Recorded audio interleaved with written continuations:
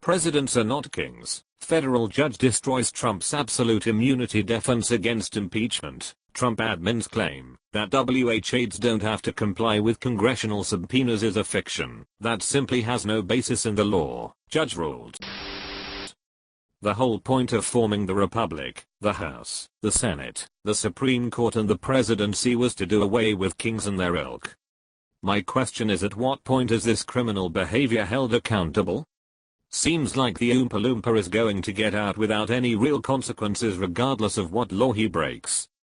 The point of unacceptable behavior was crossed, even before he was elected, and somehow he manages to dig deeper to whatever rock bottom bar he previously set. I suspect there will be one of two outcomes. He leaves his presidency and nothing of consequence will happen to him, or he leaves his presidency and is completely fucked up.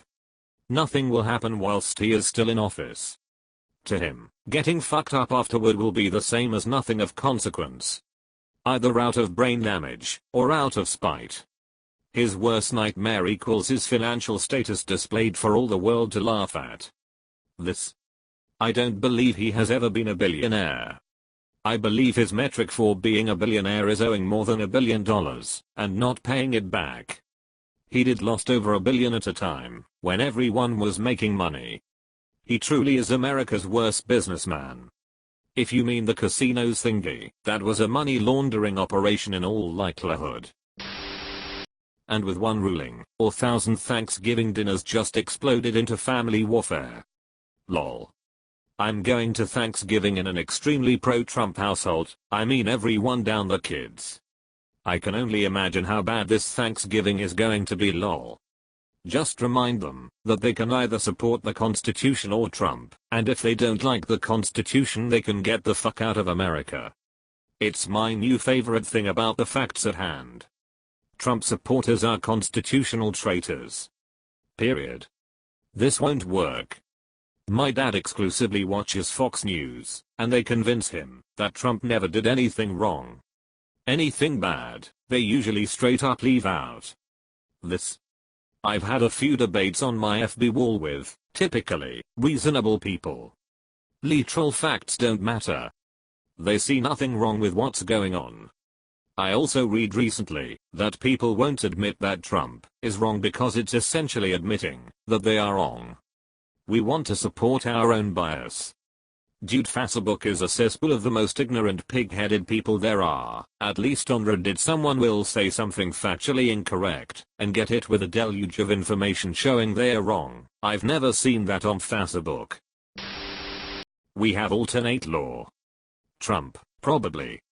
Fake laws. Liberal judge. Fake laws. Then Fox repeats it ad nauseum. Then the people believe it. I swear to God we could start spreading this as a joke, and we'd end up being responsible for the end of the world. Worked for flat earthers. Aside, but how come we don't call them flatters? The scary thing is whatever we allow Trump to get away with today will be normal procedure under the next Republican president. W was a terrible president, but compared to today he seems almost tame. The scarier thing is there's eventually going to be another Republican president. Some voters just don't care about the country. Yeah, after the Civil War we didn't elect a president from a Confederate state until LBJ, and that's what I'd like to see us do to the GOP after this level of treason. After Obama won in 08, Republicans were legitimately terrified they'd never win again. That's when the Kochs really built their mega donor network with super PACs, extreme gerrymandering, and buying off entire state legislatures. There is so much dark money running propaganda in this country to keep the right wing alive. Their goal is to take over all 50 states. Kansas, Wisconsin, Kentucky, and North Carolina are all case studies. Since 1988, the Republicans have won the popular vote for the presidency exactly once.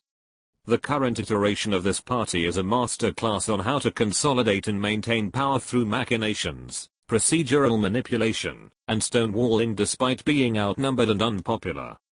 The optimist in me wants to believe that some important segments of the country, see Texas, are on the verge of Californiaization, and the complete collapse of that shithole ideology and the current insanity and naked aggression is indicative of that impending destruction. But on my dark days I fear that this country may be on a march to something much more sinister. It's going to be bad. The US is now 10, 20 on the outside, years away from a massive financial implosion. That will probably not lead to more rational minds taking over. They are more like kings than prime ministers, unfortunately. Because Congress keeps ceding more and more of its authority to the president.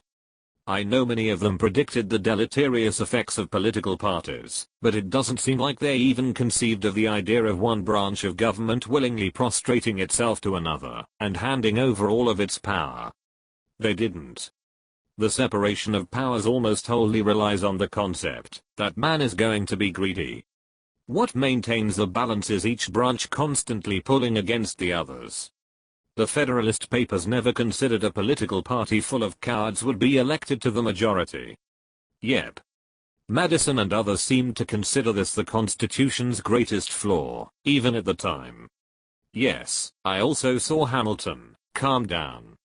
I wasn't listing the authors of the Federalist Papers, as the comment above says. Political parties aren't really covered in there.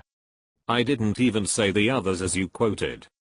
I named Madison, because he later expressed specific concern that parties could overcome checks and balances. That's all.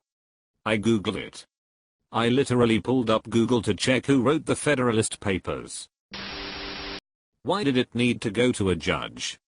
Why wasn't this clearly codified already? I don't wish to be a total dick, and maybe I'm very ignorant, but we are given to believe that the US Constitution is this great framework, but it just seems like so many things aren't addressed or set up properly. Because, despite all, we are a nation of laws, and as absurd as the WH defense was, it was brought up in a legal process, and only a judge had the authority to uphold it or call BS on it. Who else would be able to? Ultimately, anyone has every right to attempt a Chewbacca defense. The lawyers will present it. The judge is the person who will assess the validity of it. In other countries that are just as legally bound, to the point of inspiring the entire judicial system half-assed here, they do give the judge the right to deny specious appeals. The entire case is specious. It's a constitutional land grab, and it needs to be resisted with every breath of the judicial system. What conservatives forget is that the powers you give the president today will be the ones you fucking cry about in others' hands. Either can't survive or be buried in your own hypocrisy. Of course, they will forget that they were the ones that gave them the power to begin with. Like all of the complaining they are doing about the committee rules right now and the Democrats, when Republicans made these rules in 2015. That's because the Republicans are trying to gaslight us into thinking this isn't their own fucking process. For real, though. I have several contacts on Facebook convinced, well, as convinced as can be a person whose way of communicating about complex processes sharing meant that these hearings totally backfired on Democrats, because it totally ended up proving that Joe Biden totally committed a crime.